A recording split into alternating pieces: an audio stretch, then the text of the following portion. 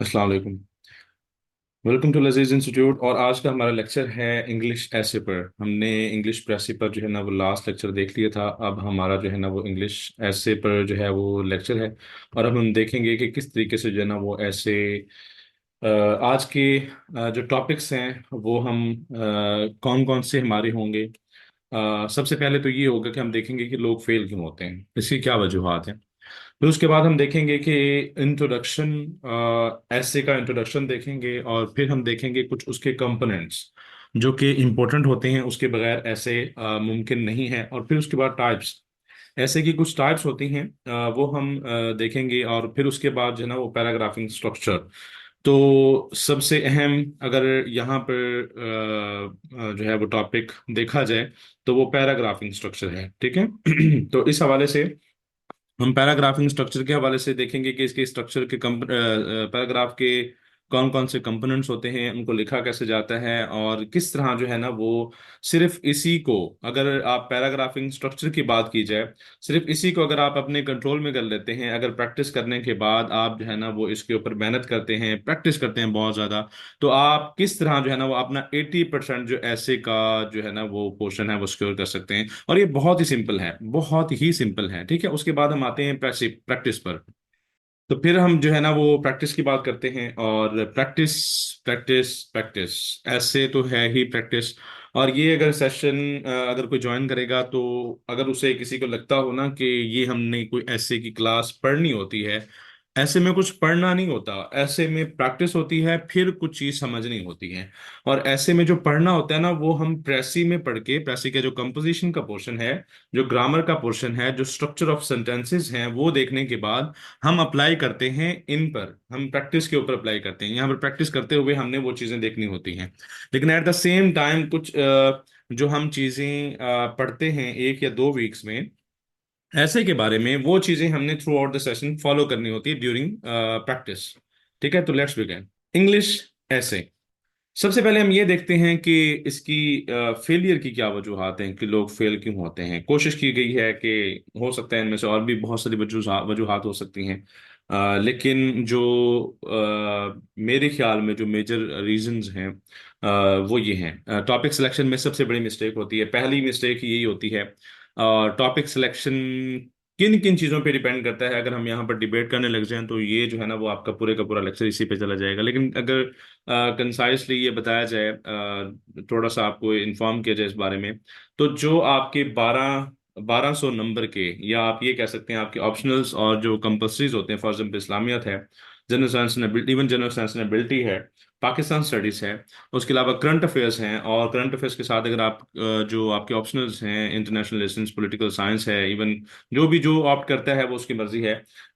जो 10 टॉपिक्स होते हैं बेसिकली वो किसी ना किसी तरह किसी के बैकग्राउंड को, जो डिग्री का बैकग्राउंड होता है, या फिर जो है ना वो आपके ऑप्शनल्स को टच कर रहा होता है, या फिर किसी की ना कुछ स्ट्रेंथ होती है। फॉर एग्जाम्पल कुछ लोग जो होते हैं ना वो फिक्शनल जो है ना वो नॉवेल्स बहुत पढ़ते हैं, फिक्शनल जो है वो फिक्शन जो है वो बुक्स बहुत पढ़ते हैं। उसके अलावा कुछ ऐसे होते हैं जो ऐसे बुक्स पढ़ते हैं जो इश्यूज के हवाले से हों, जो पाकिस्तान के इश्यूज हों या ओवरऑल वर्ल्ड के इश्यूज हों।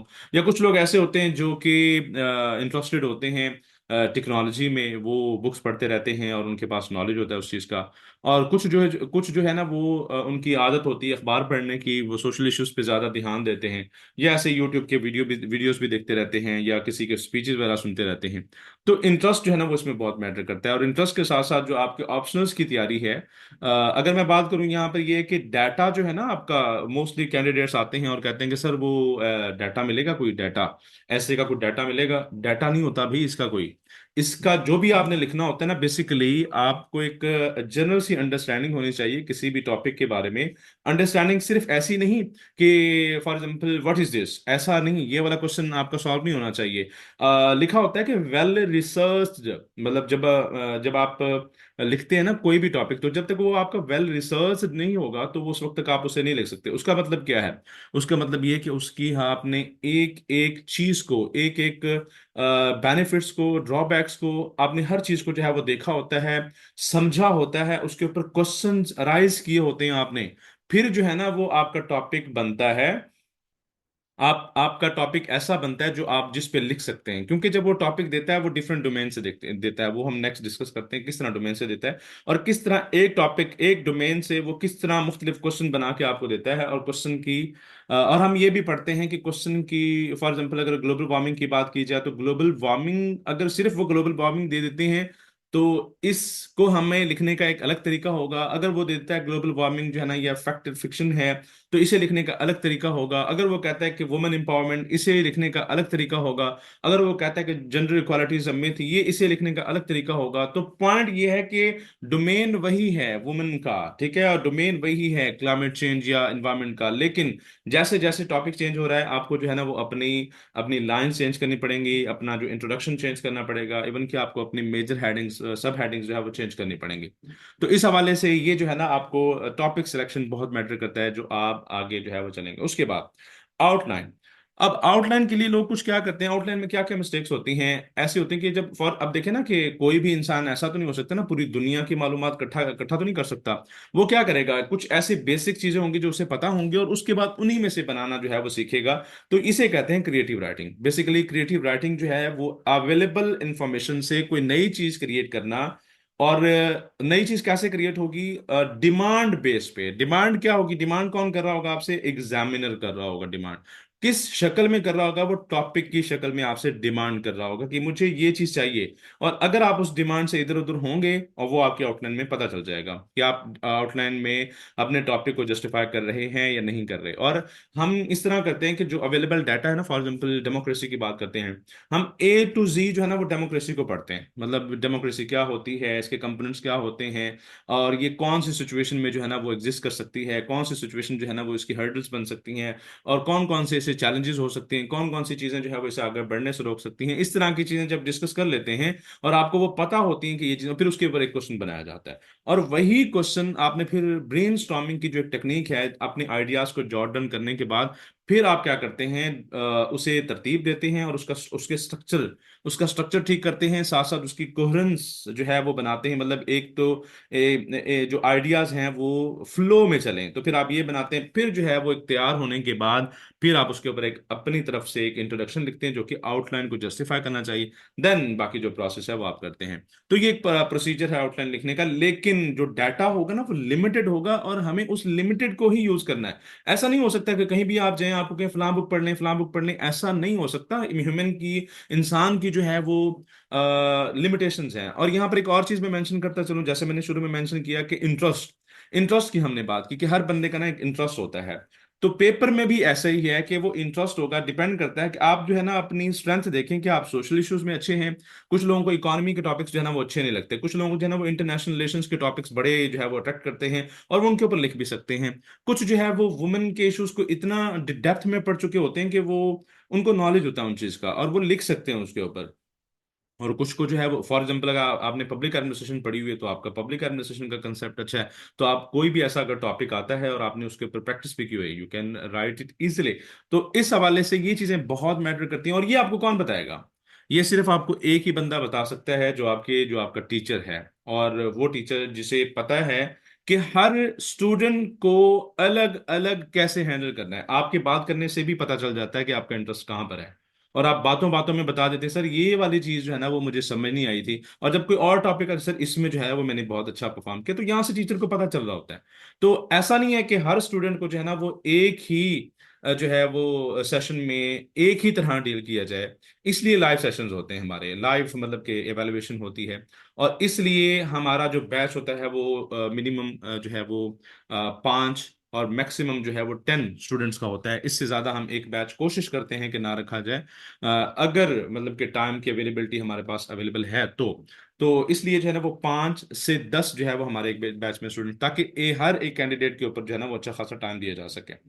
और फिर जो है ना इंट्रोडक्शन, इंट्रोडक्शन की जहां तक बात की जाए तो मेरे ख्याल में सबसे ज्यादा अगर कॉम्प्लेक्स चीज बनाई गई है इंट्रोडक्शन, जो कि ऐसे में जो चीज बनाई गई वो है इंट्रोडक्शन। वो कैसे बनाएंगे, मैं आपको सिंपल से जो ना वो आगे जब हम चलेंगे तो मैं आपको एक इंट्रोडक्शन दिखाऊंगा और फिर उसका जो है ना वो हमने थोड़ा सा इलाज किया हुआ है कि किस तरीके से जो है ना वो इसके कंपोनेंट्स होते हैं वो। और वही सेम पैटर्न रहेगा। जब वो सेम पैटर्न रहेगा ना, उसका आपको फायदा क्या होगा कि आप जो है ना आप उसे बेहतर तरीके से जो है ना वो सॉल्व कर सकते हैं। लेकिन यहाँ पर मसला क्या होता है, एक तो हम कोशिश ये करते हैं कि हम एक कोई टॉपिक के ऊपर लिख लें और फिर उसी को रट्टा लगा के चले जाएं, तो वो ऐसा नहीं है। हाँ, रट्टा लगाना कोई बुरी बात नहीं है, मतलब ऐसे नहीं कह सकते कि आप क्रैम नहीं कर सकते, हाँ क्रैम कर सकते हैं, वो आपको हेल्प करता है कि आप उससे कोई और चीज जनरेट कर सकें। लेकिन एज इट इज तो नहीं लिखा जा सकता ना, क्योंकि अनलेस कि वो वहां पर जो है ना आपका वही सेम टॉपिक हो। ठीक है। तो बॉडी पैराग्राफ्स मैं समझता हूं कि अगर किसी ने, सिर्फ ऐसे की बात नहीं कर रहा यहाँ पर, अगर आप हमारे पास आएंगे ना पढ़ने, इवन के करंट अफेयर्स को पढ़ने आएंगे या इवन इंटरनेशनल रिलेशंस की मैं बात कर रहा हूँ, तो आपको सबसे पहले बॉडी पैराग्राफ्स के बारे में बताया जाएगा। राइटिंग की बात कर रहा हूँ मैं, जब आप रिटन फॉर्म में या हमारा टेस्ट सीरीज जब ज्वाइन करते हैं तो आपको गाइड किया जाता है कि आपने लिखना कैसे है।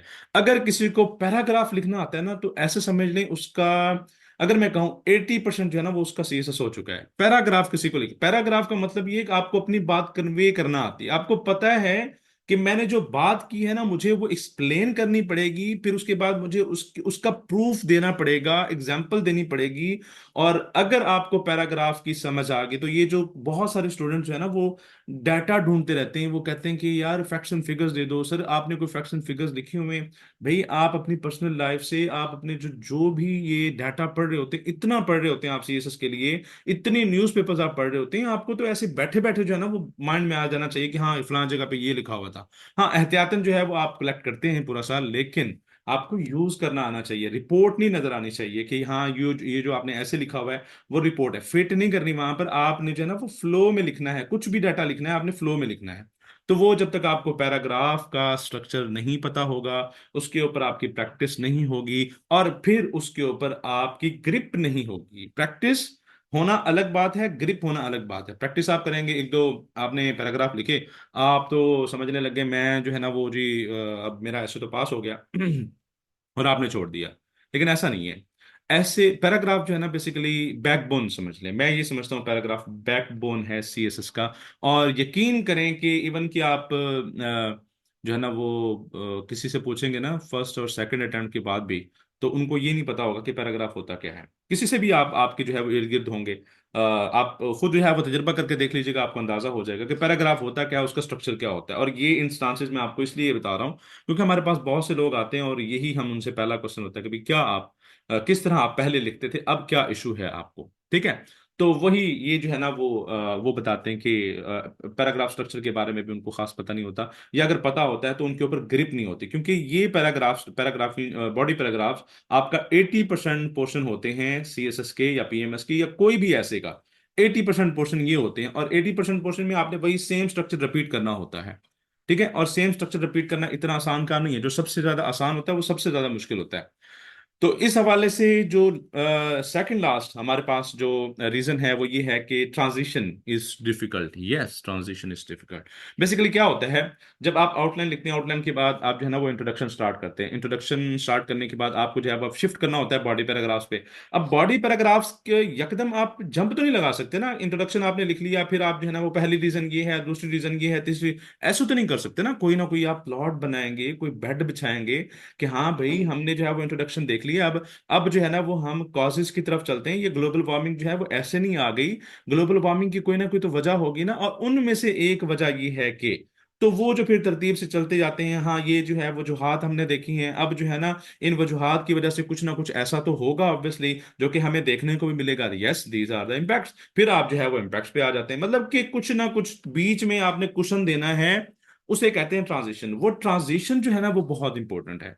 ट्रांजिशन जो है ना वो आपका जो ऐसे है वो फ्लो में लेके आती है। और इसी तरह जैसे आपने देखा होगा कि फॉर एग्जाम्पल जैसे सेक्शंस होते हैं, हम पार्टीज वगैरह में जाते हैं या कोई हमारी सेरेमनी होती है तो वहां पर सेक्शंस होते हैं, तो हम उसे, वो कोई बंदा आएगा बकायदा जो ऐसा मोड बनाएगा किसी का या कुछ ना कुछ ऐसा करेगा। सिमिलरली यहाँ पर भी ऐसा ही होता है कि आपने कुछ ना कुछ ऐसा करना है, कुछ ना कुछ एक दो चार पांच लाइंस आपने ऐसे लिखनी है कि आप उनके दरमियान एक लिंक क्रिएट कर सकें। बगैर लिंक के आप नहीं जा सकते, और वहां पर पता चलता है कि आप कितने जो है वो कितना इफेक्टिव लिख सकते हैं। जो फाइनल चीज है ना हमारे इस रीजंस ऑफ फेलियर के टॉपिक में, वो ये है प्रैक्टिस। अब प्रैक्टिस, कैसी प्रैक्टिस, कैसी प्रैक्टिस चाहिए आपको? प्रैक्टिस ये नहीं कि आपने लिखना ही लिखना है, लिखना सिर्फ प्रैक्टिस नहीं होता। आपने लिखना है तो कैसा लिखना है, सही लिखना है। पहली बात तो ये है कि आपने सही लिखना है। यकीन माने जब आप सीएसएस की प्रिपरेशन के लिए जाते हैं ना, तो जो पहला आपको लगता है, बहुत सारे कैंडिडेट्स को हम जब पढ़ाते हैं ना प्रेजेंट इंडेफिनिट, यार अभी भी हमें आप प्रेजेंट इंडेफिनिट पढ़ा रहे हो। नहीं यार, प्रेजेंट इंडेफिनिट तो बहुत ही मतलब कि नीचे वाला यार, मैं सीएसएस की तैयारी कर रहा हूँ, मजाक थोड़ी है। यार आप ठीक है सीएसएस की तैयारी कर रहे हो, लेकिन भाई आपको पार्ट्स ऑफ स्पीच जब पूछ लिया जाता है ना, भाई अच्छा डेफिनेशन बता दें पार्ट्स ऑफ स्पीच में से। अच्छा, एडजेक्टिव और एडवर्ब में फर्क क्या होता है? हाँ यार, वो जिसके सामने ना एल वाई आता है ना, वो एडवर्ब होता है। भाई एल वाई के साथ कोई एडवर्ब नहीं बन जाता, ठीक है। उसकी बहुत डाइवर्स डेफिनेशन है, और आपको ये नहीं पता कि एडवर्ब और एडजेक्टिव में क्या डिफरेंस होता है, और आप कहते हैं कि नहीं मैं जो है वो सीएसएस की तैयारी। भाई ठीक है, मान लिया आप सीएसएस की तैयारी करने जा रहे हैं। भाई आपने सीएसएस की तैयारी में सेंटेंस तो ठीक लिखना है ना भाई। टेंस को तो आपने ठीक लिखना है, तो टेंस को ठीक लिखने के लिए आपको टेंस पढ़ना पड़ेगा। और टेंस पढ़ाने का मकसद ये होता है कि आप उसे ठीक लिख सकें, मतलब चीजें रिवाइज करते हैं, हम बार बार रिवाइज करते हैं। और कोई हो सकता है कि कभी आपने ऐसा रिवाइज ना किया हो कि हो सकता है जैसे हम आपको पढ़ा रहे हो, हमारा तरीका हो सकता है आपने कभी ऐसा देखा ही ना हो। तो भाई सुन लें, कुछ नहीं होता।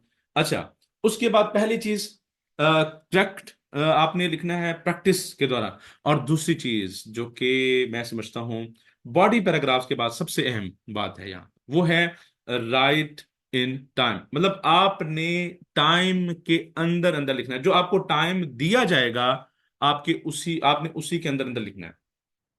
भाई अगर आपको जो है ना वो 3 घंटे का पेपर है, ठीक है, और आपको बहुत अच्छी इंग्लिश आती है, लेकिन आप कहते हैं कि यार मैं जो है ना 4 घंटे में लिख सकता हूँ, और मैं अच्छी इंग्लिश तो है लेकिन मेरी राइटिंग थोड़ी सी ठीक नहीं है, लेकिन मैं जो है ना वो स्लो स्लो लिखूंगा, मुझे 4 घंटे दे दो।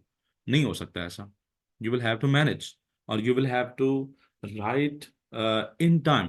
तो कैसे होगा वो कंट्रोल राइटिंग? अपनी कंट्रोल्ड राइटिंग आप करेंगे। कंट्रोल्ड राइटिंग कितने, अगर मैं किसी को रिकमेंड करूँ ना, मेरे मेरे जो एक्सपीरियंस में है, इवन कि अब ये अगर आप कहें ना कि मैं एमफिल इंग्लिश लिटरेचर हूं तो मुझे कोई फर्क नहीं पड़ता, मैं लिख लूंगा।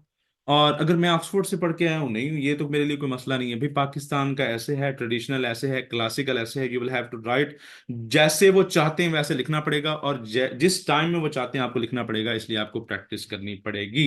अगर आप प्रैक्टिस नहीं करेंगे, और प्रैक्टिस कैसे करनी पड़ेगी, इवन कि आपको जब हम करवाते हैं ना, प्रैक्टिस करवाते हैं, तो वो पता क्या करवाते हैं, आपको ये दिखाते हैं कि भाई यार ये देखो ना, ये पेज है आपका, और पेज में ना इतनी लाइंस हैं। अब इतनी लाइंस जो हैं वो आपने जो है ना लिखनी है।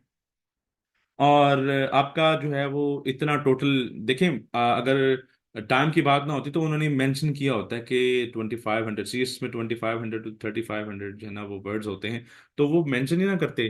तो अगर वो मेंशन कर रहे हैं तो भाई हमें भी ये देखना पड़ेगा कि हम एक पेज के ऊपर कितने लफ्ज लिखते हैं, इवन कि हम एक लाइन में कितने लफ्ज लिखते हैं, और एक पैराग्राफ हम कितने मिनट में लिखते हैं, एक पेज हम कितने मिनट में लिखते हैं, हम एक इंट्रोडक्शन कितने मिनट में लिखते हैं, हम एक बॉडी पैराग्राफ कितने मिनट में लिखते हैं।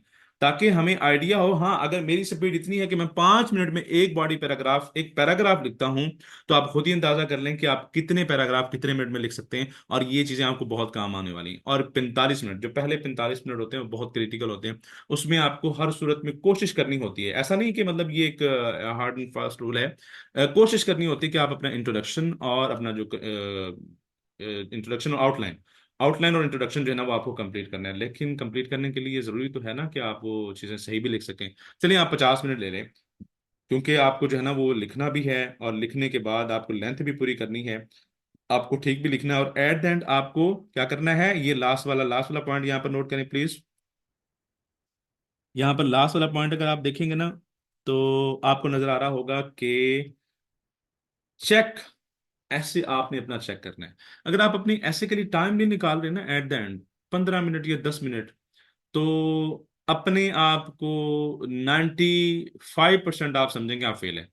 हाँ 5% चांसेस, ये भी शायद मैं ज्यादा बता रहा हूँ, 5% चांसेस हो सकते हैं कि आप पास हो जाएं। पता नहीं इतने काबिल हैं आप कि आप बगैर चेक किए इतनी बड़ी, मतलब कि उसमें कम से कम जो है ना वो, अगर आप 3500 वर्ड्स लिख रहे हैं या 3000 भी वर्ड्स लिख रहे हैं, यार ऐसा तो नहीं हो सकता। इंसान जो है वो बड़े से बड़ा राइटर हो, वो गलती करता है। इवन कि पास्ट इंडेफिनिट में, प्रेजेंट इंडेफिनिट में आप गलतियां करेंगे, लेकिन वो पास वही होगा जिससे ये पता होगा कि मेरी प्रेजेंट इंडेफिनिट की यहां पर गलती है, और यहाँ पर मैंने जो है ना अपना इस तरह कॉमा जो है वो दुरुस्त करना था। अच्छा, ये जो है वो स्पेलिंग मिस्टेक है। आप इतने काबिल हों at the end of the session कि आप अपनी गलतियां खुद निकाल सकें, तो आप ऐसे पास कर लेंगे। ऐसा नहीं कि आपको गलती नहीं आएगी, गलती आएगी भाई, इंसान हो आप, गलती आएगी, लेकिन आपको वो गलती खुद निकालनी, क्योंकि वहां पर आपके पास कोई बैठा नहीं होगा। तो आपको खुद ही जो है ना वो अपना टीचर बनना पड़ेगा वहां पर, और खुद ही जो है वो आप सारा कुछ आप वहां पर हैंडल करेंगे। तो इतने काबिल बने कि आप वहां पर सब कुछ 3 घंटे में हैंडल करके आ जाएं। और आखिरी जो ये होगा ना, अगर आप ये करके आ जाते हैं तो आप पास हैं। अगर आप ये नहीं करके आते तो 95% आप ये समझें कि आप फेल हैं। ये तमाम रीजंस जो है ना वो फेलियर की हैं, जो हमें फेल करवाती हैं। और इन्हीं रीजंस, अब फेलियर, हालांकि देखा जाए तो हमें ये पढ़ना चाहिए था ना कि हम क्या क्या करके पास कर सकते हैं। लेकिन जब हम ये देखते हैं ना कि हम फेल कहाँ से होते हैं, तो हम इसे ऐसे को ना ये समझ लें कि आपने एक ऐसे जो है ना वो मैदान से गुजरना है 3 घंटों में, कि जिसमें जो है ना वो कंपटीशन है एक। और कंपटीशन क्या है? कंपटीशन ये है कि भाई यहाँ से गुजरना है, कपड़े भी आपके जो है ना वो लीलम के कपड़े हैं, या वो जो नहीं होते कॉटन के कपड़े हैं, वो जो है ना वो आपने पहने हुए हैं, और आपने अपने आप को बच बचा के निकलना है कि आपके कपड़े जो है ना वो इतने ना फट जाएं कि बिल्कुल ही खत्म हो जाएं। आपने अपने आप को बच बचा के निकलना है। एट द एंड जो है ना वो आपने जिंदा रहना है, और जिंदा जो है ना वो आप 40 मार्क्स पे रह सकते हैं। तो इतने ही, मतलब आपको इतना चाहिए, ठीक है, बाकियों में मेहनत कर लें, ठीक है, और इतना चाहिए, आपने बचना है, जिंदा रहना है, जिंदा रहना इनफ है इसमें। ठीक है, तो इसलिए आपको पता होना चाहिए कि मैंने बचना कहाँ से है। छोटे होते मेरे ख्याल में सबने गेम्स खेली होंगी, तो वो हमें जब एक स्टेज से दूसरी स्टेज पे हम जाते थे, तो हम ये देखते थे कि अच्छा पहले मैं जो है ना वो यहाँ पर मैं गिरा था, अब जो है ना ये मुझे कैसे जो है ना वो पास करना है। तो फिर हम क्या करते थे, उसके बारे में कोई ना कोई स्ट्रेटेजी निकाल देते। That is the point of discussing this all reasons, ठीक है। तो आपने ये करना है। तो अब हम जो है ना ये this was all about reasons of failure in ऐसे।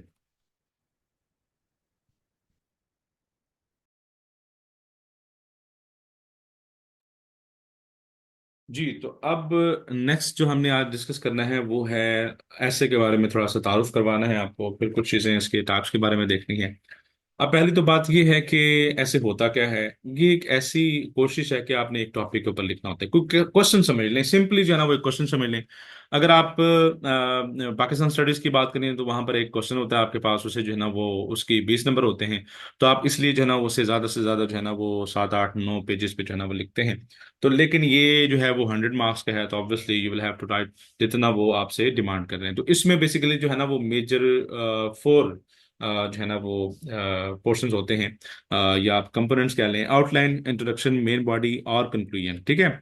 और इसके बाद हम देखते हैं कि ये इसे कैसे लिखना है। अब हम देखना है कि टाइप्स ऑफ ऐसे की कितनी टाइप्स होती हैं। ऐसे की वैसे तो बहुत सारी टाइप्स होती हैं, मतलब अगर देखें तो इसके ऊपर कोई कहीं भी देखेंगे तो आपको मुख्तलिफ ही नजर आएंगे। लेकिन यहाँ पर हम कुछ वो चीज़ें डिस्कस करेंगे जो पेपर में आती हैं, मतलब जो हमसे बेसिकली पूछी जाती हैं।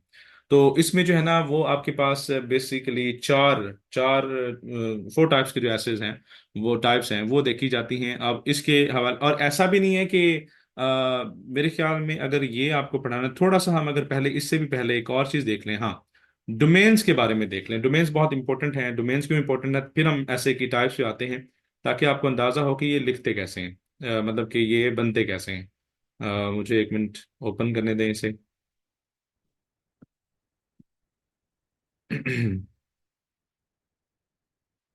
हम डोमेन्स को देख लेते हैं कि किस तरह डोमेन्स होती हैं, फिर जो है ना वो हम जब आएंगे इसके ऊपर तो आपको मजीद क्लियर हो जाएगा कि टाइप्स कैसे लिखी जाती हैं। अब ये हैं आपके सामने डोमेन्स। डोमेन्स आप देख लीजिएगा, और डोमेन्स में मैंने टॉपिक्स, टॉपिक्स मीन्स कि ऐसे, टॉपिक्स मीन ऐसे। अब यहाँ पर डोमेन, डोमेन का मतलब क्या है, थीम का मतलब क्या है? जो ऐसे, ये जो है ना बेसिकली एनालिसिस है ऑफ 20 ईयर्स, लास्ट 20 ईयर्स जो है ना वो उसका एनालिसिस है। और एनालिसिस करने के बाद जो सबसे ज्यादा रिपीटेड जो है वो आपके सामने टॉपिक्स होंगे, वो हम आपके सामने लेके आ रहे हैं, जो सबसे ज्यादा रिपीट किए गए हैं लास्ट 20 ईयर्स में CSS के जो है वो पेपर्स में, ऐसे के पेपर में, ठीक है।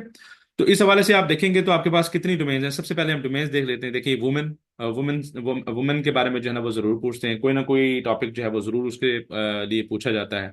वो चाहे वुमेन को वो एजुकेशन के साथ लिंक कर दें या किसी भी टॉपिक के साथ लिंक कर सकते हैं। और फिर उसके बाद डेमोक्रेसी, पॉलिटिक्स, इंटरनेशनल जो है ना वो इंटरनेशनल पॉलिटिक्स, पॉलिटिक्स डोमेस्टिक भी हो सकती है, इंटरनेशनल भी हो सकती है। फिर उसके बाद अगर आप देखें एजुकेशन, एजुकेशन की अगर लास्ट पास पे जो है वो एसेस उठाएं, लेकिन अब जो है वो थोड़ा सा ट्रेंड चेंज हो रहा है टाइप्स ऑफ एसेस के हवाले से। लेकिन देखिए ना, टॉपिक्स तो वही सेम रहने हैं, क्योंकि आपके जो ऑप्शनल्स होते हैं उसको मद्देनजर रख के और आपकी डिग्रीज को मद्देनजर रख के जो है ना वो एसेस दिए जाते हैं। तो ये कुछ है हमारे पास एजुकेशन के हवाले से। देखा, एजुकेशन में सबसे ज्यादा जो है ना वो तकरीबन पूछे गए हैं एसेस। तो women universities as agents of change, और higher education agent of change, और privatisation education in Pakistan is fair to produce the efficient human resources, इस तरह के। फिर टेक्नोलॉजी के बारे में देखा जाए, अगर आज की बात की जाए फॉर एग्जांपल, अब पूछा जा सकता है तो वो क्या पूछेंगे आपसे। अब ये पहले तो था ना आर्टिफिशियल इंटेलिजेंस, अब जो है वो चैट जीपीटी, इवन के वो भी आर्टिफिशियल इंटेलिजेंस का हिस्सा है। और आर्टिफिशियल इंटेलिजेंस का यूज जो है वो वॉर में, पहले आर्टिफिशियल इंटेलिजेंस जस्ट सिंपली पढ़ाई जाती थी कि क्या होती है, कैसे होती है, लेकिन अब बहुत ज्यादा एडवांसमेंट आ चुकी है इसमें। तो उसके बाद ग्लोबलाइजेशन, कुछ ऐसी चीजें भी हैं, कुछ ऐसे टॉपिक्स भी हैं जो ग्लोबलाइजेशन के हवाले से भी डिस्कस किए जाते हैं। फिर इन्वायरमेंट, ये तो मोस्ट हिट टॉपिक है, ये 2021 में पीएमएस में जो है ना वो ये ग्लोबल वार्मिंग जो है वो आया हुआ था, कॉजेज एंड कंसिक्वेंसेस। उसके अलावा जो है वो, फिर इकोनॉमी, इकोनॉमी की अगर बात की जाए तो आजकल जो हिट टॉपिक है इसके ऊपर वो है इन्फ्लेशन। अब देखें, डोमेन तो वही है ना, डोमेन। अब ये पीएमएस 2022 में अगर आप देखें तो आपको जो है वो इन्फ्लेशन के बारे में मिलेगा टॉपिक।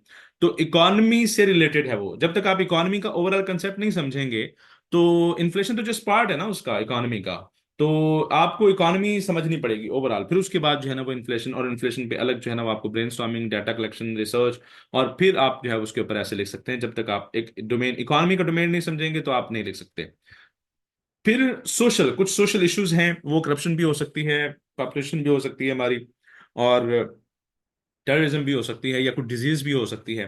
तो इस हवाले से जो है ना ये कुछ डोमेन्स हैं, और डोमेन्स या थीम्स के अंदर वो टॉपिक दे सकता है। अब फॉर एग्जांपल, अगर मैं यहाँ पर बात करूँ इन्वायरमेंट की, तो इन्वायरमेंट में एक डोमेन हम लेते हैं, एक टॉपिक लेते हैं इसे, फॉर एग्जांपल ये ग्लोबल वार्मिंग। अब ग्लोबल वार्मिंग इस तरह तो वो अब ऐसे नहीं देगा ना, वो किस तरह देगा हमें ऐसे, वो अब हम जो है ना वो चलते हैं अपने टाइप्स की तरफ, कि वो हमें ऐसे किस तरफ कैसे देगा वो ऐसे।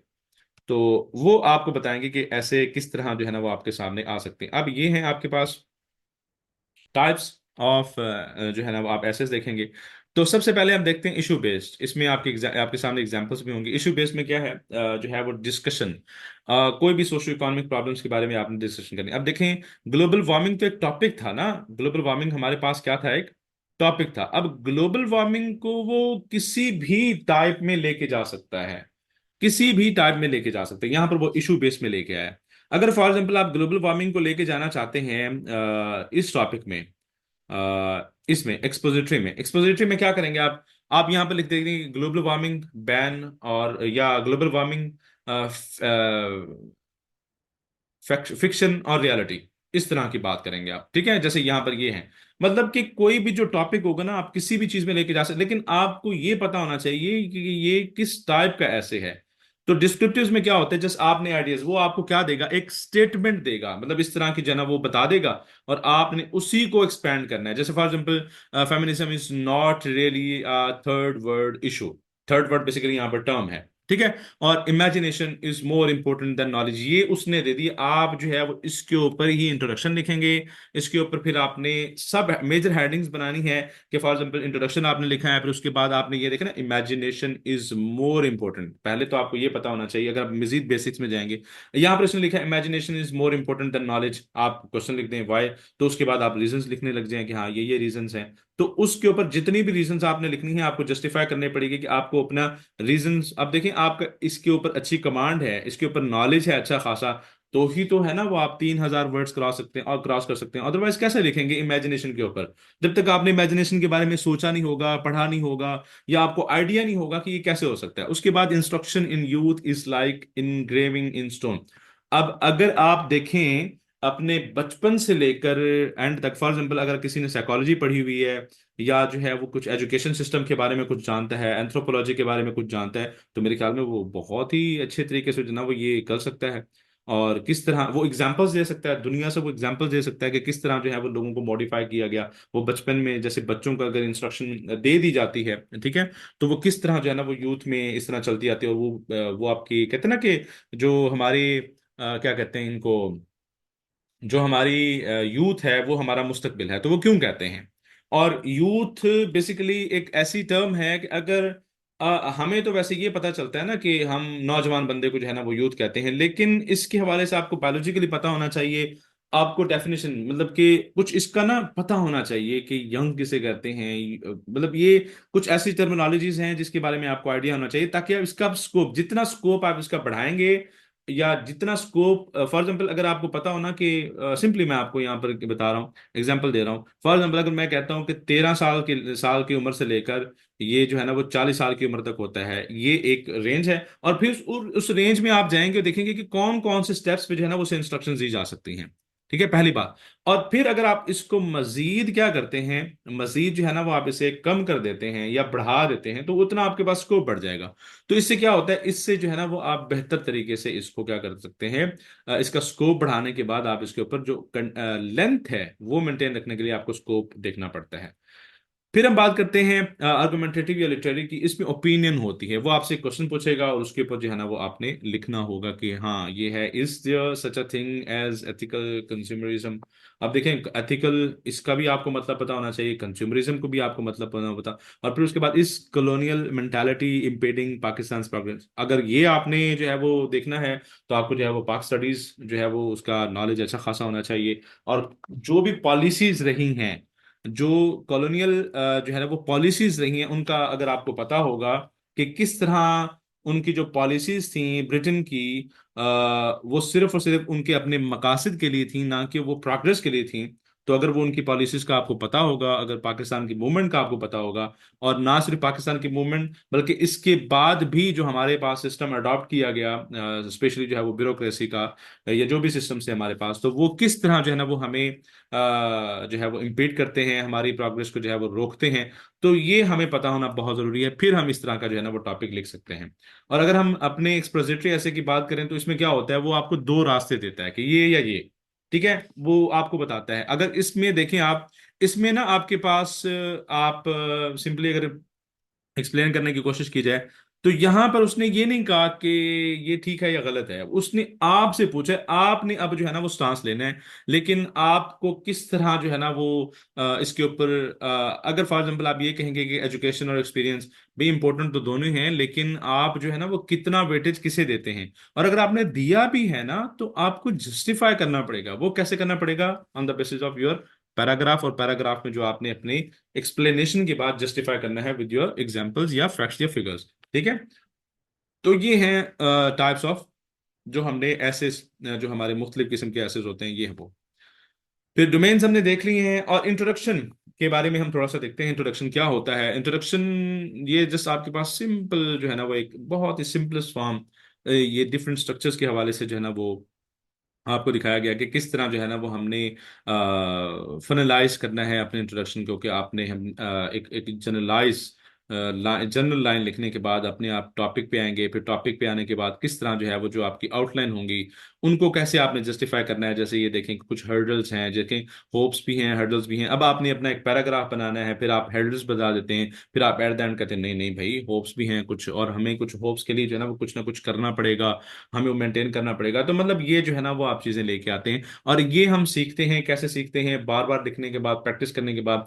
और इंट्रोडक्शन आप मेरे ख्याल में तभी लिख सकते हैं, किसी भी चीज का इंट्रोडक्शन आप तभी लिख सकते हैं जिसके बारे में आपको पता होगा। और वो पता कहाँ से चलेगा आपको, आउटलाइन से। अगर आपने अच्छी आउटलाइन लिखी है, अपने कोहेरेंट आउटलाइन लिखी है, अगर आपने तरतीब से लिखी है, आपको आइडियाज जो आप लिख रहे हैं आपको पता है कि इसमें से ये चीज निकल रही है, इसमें से ये निकल रही है, इसमें से ये निकल रही है। अब देखें ना, फॉर एग्जाम्पल ग्लोबल वार्मिंग की बात करते हैं, तो अगर आप बात करते हैं ना कि ओशन जो है उनका टेम्परेचर इंक्रीज हो रहा है, तो पहले तो भैया आपको ये बताना चाहिए ना कि टेम्परेचर इंक्रीज हो रहा है।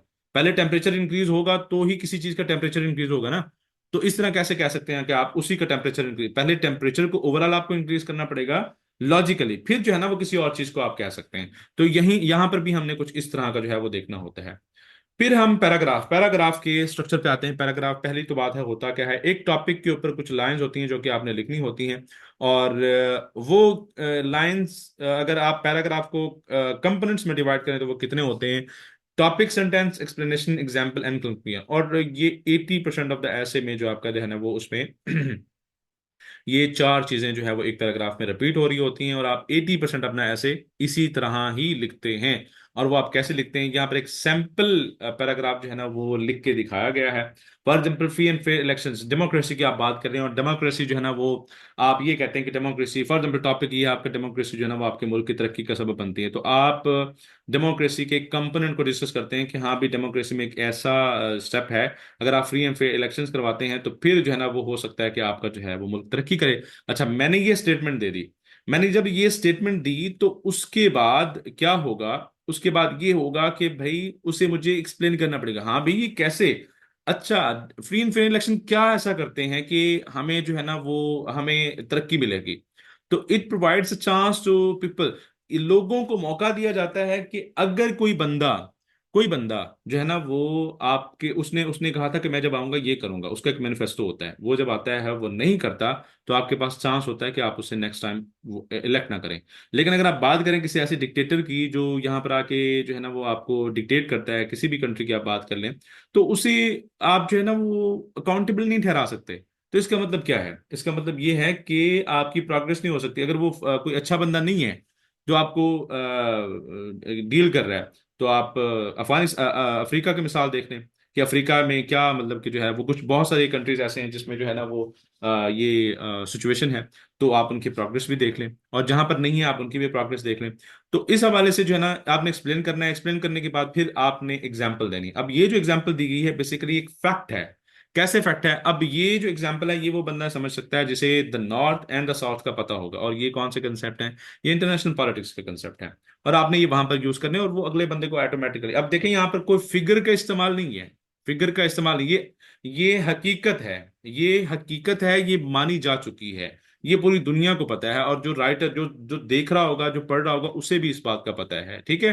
तो ये हमारे पास एविडेंस है। उसके बाद हमने अपना कंक्लूड करना है। हाँ जी, जो मैं कह रहा था वो हो नहीं गया, मतलब कि ये देखिए मैंने ये सारा एक्सप्लेन किया और मेरी बात जस्टिफाई भी कर रही। और आपको पढ़ने के बाद अगर ये लगे ना कि हाँ यार मैंने जो कहा है ना ये जो चीज है ना बिल्कुल ठीक है यार, मतलब कि मुझे भी समझ आ रही है, लॉजिकल है, और हाँ इसी से तरक्की हो सकती है। आपने अपने एक एक्सप्लेनेशन में आपको पता चलेगा कि आपका ठीक है या नहीं, और दूसरा आपको जस्टिफाई करने के दौरान, मतलब आपके पास वो एग्जाम्पल है या नहीं है, तब आपको पता चलेगा कि आपने अच्छा पैराग्राफ लिखा है या नहीं लिखा। और ये थ्रू आउट द सेशन जो है ना वो आपको इसकी प्रैक्टिस करवाई जाती है, ताकि आप जो है ना वो अपना ऐसे बेहतर से बेहतर, बेहतर नहीं लिखें, बेहतरीन लिखें। ठीक है?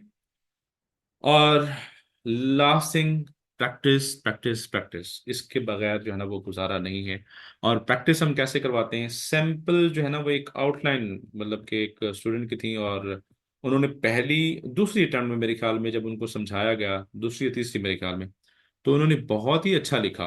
तो मुझे लगा कि उनका जो है ना वो आपको दिखाना चाहिए। ये हमारे एक सेशन में है जो है वो पढ़ रही हैं स्टूडेंट। तो उन्होंने ये जो है ना वो ग्लोबल वार्मिंग के ऊपर जो है ना वो लिख के सेंड किया था। तो उनको जो है वो पहले बताया गया कि देखें ये ग्लोबल वार्मिंग है, इसके ऊपर आपने इस तरह करना है, और उन्होंने बहुत ही नफीस अंदाज में जो है ना वो लिखा। और बहुत ही मतलब कि उन्होंने तरतीब से जो स्ट्रक्चर उनको बताया गया था इनिशियली, ये ऐसे नहीं कि फाइनल है, मतलब इनिशियली प्रैक्टिस इस तरह करवाई जाती है और आपको बताया जाता है कि आपको कुछ ऐसी बेसिक्स मिस्टेक्स नहीं होनी चाहिए। फिर उसके बाद जो है वो स्टेप वाइज जो है वो चला जाता है, और इस तरह क्या होता है, आपकी इंप्रूवमेंट आती है थ्रू आउट दी सेशन। तो इस तरह हमारा ये सेशन चलता है, और इसी तरह जो है ना वो अगर आपको ऐसे में मिस्टेक्स को अवॉइड करना है तो आपको पहली बात तो ये है कि समझना पड़ेगा कि ऐसे होता क्या है। दूसरी बात ये है, आपको ये समझना पड़ेगा कि टॉपिक की रिक्वायरमेंट क्या है। और तीसरी बात ये है कि आपको वो टॉपिक लिखना पड़ेगा, प्रैक्टिस करनी पड़ेगी। और आखिरी और सबसे अहम बात यह है कि आपको इवैल्यूएशन करवानी पड़ेगी, चेक करवाना पड़ेगा। अगर आप लिख के खुद ही बैठे जो है ना वो खुश हो रहे हैं पढ़ पढ़ के, तो मेरे ख्याल में ये बहुत बड़ी गलती है। तो इसी के साथ जो है वो हमारा आज का लेक्चर ख़त्म होता है। आज के लिए इजाज़त दें। अल्लाह हाफिज़।